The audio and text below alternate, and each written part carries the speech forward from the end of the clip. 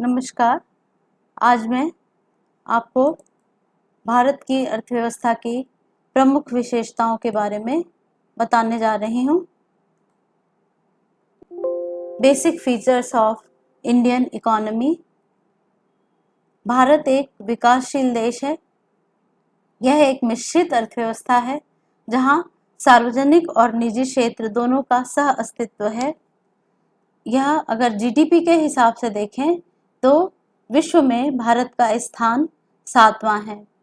जो हम आम विशेषताएं देखते हैं भारतीय अर्थव्यवस्था की, वो यह कि यहाँ पर जीवन का स्तर बहुत नीचा है, लो स्टैंडर्ड ऑफ लिविंग, गरीबी बहुत ज़्यादा है, आय की बहुत विषमता है, कृषि प्रमुख है, संसाधन बहुत ज़्यादा हैं जिनका दोहन पूरी तरह से नहीं हुआ है, पूंजी का निर्माण अपर्याप्त होता है, बेरोजगारी और अर्ध बेरोजगारी पाई जाती है, तकनीकी रूप से पिछड़ा हुआ देश है और जहाँ पे अधोसंरचनात्मक अपर्याप्तताएं पाई जाती हैं, अर्थात पर्याप्त तौर पे जो अधोसंरचना है उसका विकास नहीं हुआ है।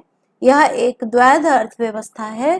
द्वैध अर्थव्यवस्था का तात्पर्य है कि जहाँ पर बहुत विकसित क्षेत्र और बहुत कम विकसित क्षेत्र साथ साथ विद्यमान है। जैसे आप दिल्ली में चले जाएं, मुंबई में चले जाएं तो बहुत ऊंची ऊंची बिल्डिंग और बहुत तकनीकी रूप से बहुत विकास दिखाई देता है। वहीं पास के गांव में देखेंगे तो कुछ गांव ऐसे भी हैं रिमोट रूरल एरियाज में जहां पर बिजली और सड़क तक नहीं मिलेगी। तो द्वैध अर्थव्यवस्था, ये गुन्नार मिडल ने यह कॉन्सेप्ट दिया था, डुअलिस्टिक इकोनॉमी या द्वैध अर्थव्यवस्था, जहां पर एक बहुत पिछड़ा हुआ क्षेत्र और बहुत विकसित क्षेत्र दोनों ही साथ साथ मौजूद होते हैं। उसके बाद हम ये पिछड़ा हुआ होने के बावजूद हम इस गैर विकसित अर्ध विकसित देश नहीं कहते, बल्कि इसको हम कहते हैं डेवलपिंग इकोनॉमी है, विकासशील देश है।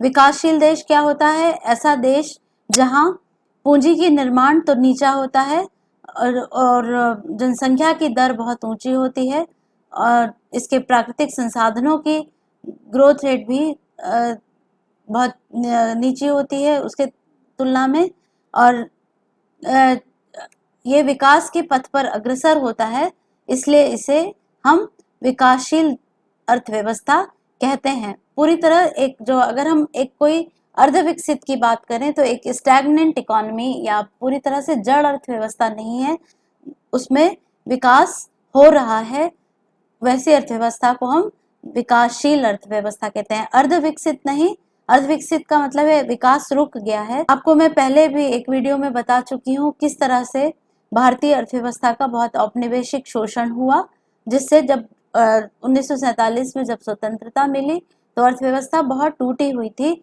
जिसको 1951 में प्रथम योजना का निर्माण हुआ। योजना काल में धीरे धीरे करके इसको विकसित करने की कोशिश की गई।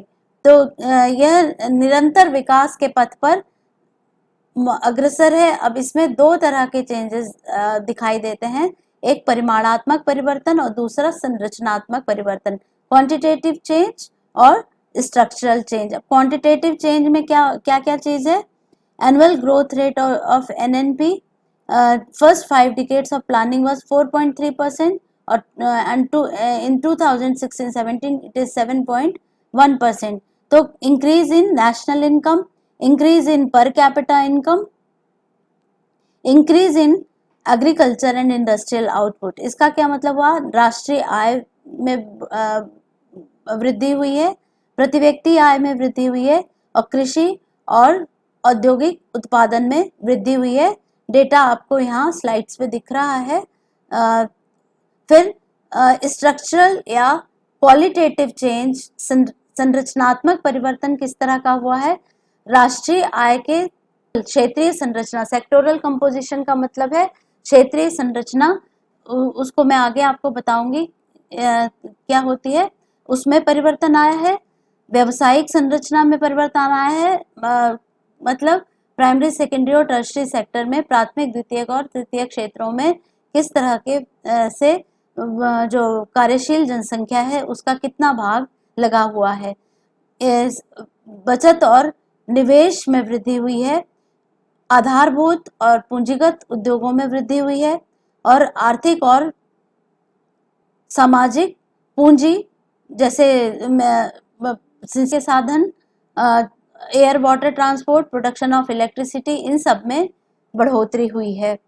Expansion of human capital, expansion of banking and other financial sector, मानवीय पूंजी का विस्तार हुआ है, बैंकिंग और अन्य वित्तीय क्षेत्रों का विस्तार हुआ है।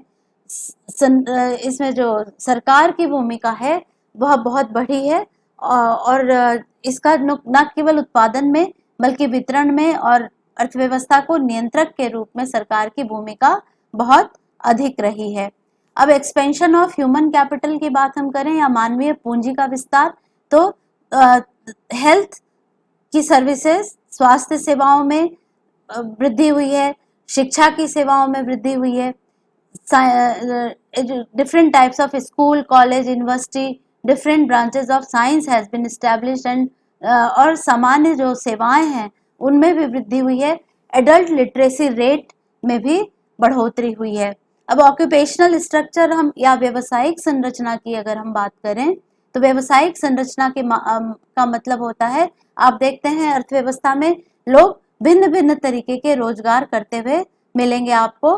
तो वर्किंग पॉपुलेशन या कार्यशील जनसंख्या भिन्न भिन्न जो उत्पादक क्रियाओं में लगी रहती है वो किस प्रकार की है, उसके आधार पे हम कहते हैं कि ऑक्यूपेशनल स्ट्रक्चर या व्यावसायिक संरचना किस प्रकार की है। अर्थव्यवस्था में 3 तरह के क्षेत्र मिलते हैं, प्राइमरी क्षेत्र, द्वितीय क्षेत्र और तृतीय क्षेत्र। Primary sector, secondary sector and tertiary sector. Primary sector जो है नेचर बेस्ड जो एक्टिविटीज होती हैं उनको हम प्राइमरी सेक्टर कहते हैं। जैसे इसमें कौन सी सेवाएं आती हैं, कौन सी चीजें आती हैं, जैसे कृषि, मत्स्य, प्लांटेशन, खनन की और उसकी सहायक जो गतिविधियां होती हैं वह इसके प्राइमरी सेक्टर के अंतर्गत आती हैं। सेकेंडरी सेक्टर जो मैन्युफैक्चरिंग से संबंधित होती हैं, वो जैसे स्टील प्रोडक्शन हुआ तो उसको हम सेकेंडरी सेक्टर या द्वितीय क्षेत्र कहते हैं। टर्शरी सेक्टर क्या होता है, तृतीय क्षेत्र। तृतीय क्षेत्र जो सर्विसेज पे आधारित होता है, सेवाओं पे आधारित होता है, जैसे बैंकिंग, इंश्योरेंस, ट्रांसपोर्टेशन, मतलब बैंकिंग, परिवहन, इंश्योरेंस, टीचिंग, जैसे मैं सेवा क्षेत्र में हूँ तो यह इसको हम कहते हैं व्यवसायिक संरचना, भिन्न भिन्न कार्यों में किस तरह लोग लगे हुए हैं। अब आप अगर देखेंगे 1950-51 के बाद से जो राष्ट्रीय आय में भिन्न भिन्न क्षेत्रों का जो योगदान रहा है उसमें परिवर्तन आया है। इसको हम कहते हैं राष्ट्रीय आय की क्षेत्रीय संरचना, sectoral composition of national income. Primary sector का 1950-51 में जो 55.4% भाग था वह 2016-17 में 17.32% रह गया। इसका मतलब क्या है, प्राइमरी सेक्टर का भाग नेशनल इनकम में घटा है। सेकेंडरी सेक्टर का देखिए आप बढ़ रहा है 15% से बढ़कर 29%, और टर्शरी सेक्टर 17% से बढ़कर अराउंड 29.6% से 53%। तो सेवा क्षेत्र का विस्तार हुआ है। चेंज इन ऑक्यूपेशनल स्ट्रक्चर मतलब भिन्न भिन्न गतिविधियों में वर्कफोर्स का जो परसेंटेज है वो कैसे, प्राइमरी सेक्टर में जहां 72% 1951 में लगे हुए थे वो 53.2% रह गए हैं। सेकेंडरी सेक्टर में 10% से बढ़कर 21%, और टर्शरी सेक्टर में जहां 17% था वो 25% जो है भाग हो गया है। अब जो स्वतंत्रता के काल में क्या हुआ, स्वतंत्रता उपरांत काल में बचत और निवेश में भी वृद्धि हुई। हम बचत और निवेश की बात करें तो 1950-51 के बाद से जीडीपी के परसेंटेज के रूप में बचत और निवेश दोनों में ही वृद्धि हुई है। 1950-51 में ये जहां 9.5% था, वह जीडीपी के परसेंट के रूप में बचतों का प्रतिशत बढ़कर 2016 में 28.9% हो गया। ग्रॉस डोमेस्टिक इन्वेस्टमेंट जीडीपी के परसेंटेज के रूप में 9.3 से बढ़कर 30% हो गया। भारत में भूमि सुधारों को भी लाया गया। भूमि की व्यवस्था थी, जमींदारी सिस्टम, रैयतवाड़ी, महालवाड़ी सिस्टम, उसको जो उस समय का भू स्वामित्व का जो प्रारूप था उसको बदलाव करने के लिए इस तरह के संस्थागत उपाय लाए गए कि सभी लोगों के मध्य भूमि का वितरण समान रूप से हो सके और भूमि के प्रबंध और स्वामित्व और काश्तकारी व्यवस्था में जो सुधार की व्यवस्था थी उसे भू सुधार कहा गया। इस प्रकार हम देखते हैं कि स्वतंत्रता उपरांत काल में भारत की अर्थव्यवस्था में अनेक संरचनात्मक और संख्यात्मक परिवर्तन आए हैं। 1991 में नई आर्थिक नीति लाई गई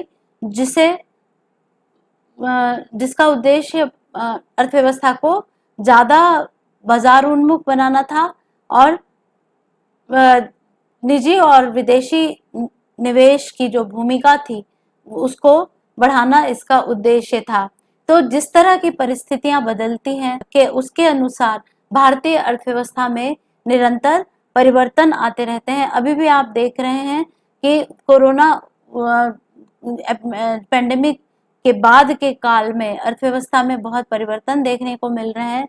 मंदी आ रही है, कुछ जो है क्षेत्रों में रोजगार घटा है, तो वो परिवर्तन एक अलग एक विषय है अध्ययन का कि किस तरह का परिवर्तन भारत की अर्थव्यवस्था में आया है।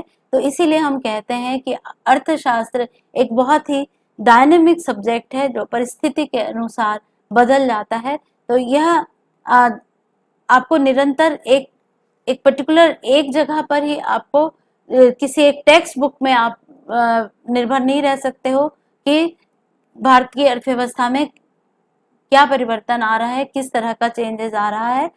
उसके लिए आप निरंतर इसको जो लेटेस्ट इकोनॉमिक सर्वे है, लेटेस्ट न्यूज़पेपर्स हैं, उसके संपर्क में रहना होता है और नए डेटा जो आपको जरूर फॉलो करना चाहिए जिससे कि अर्थव्यवस्था में होने वाले परिवर्तनों को आप समझ सकें।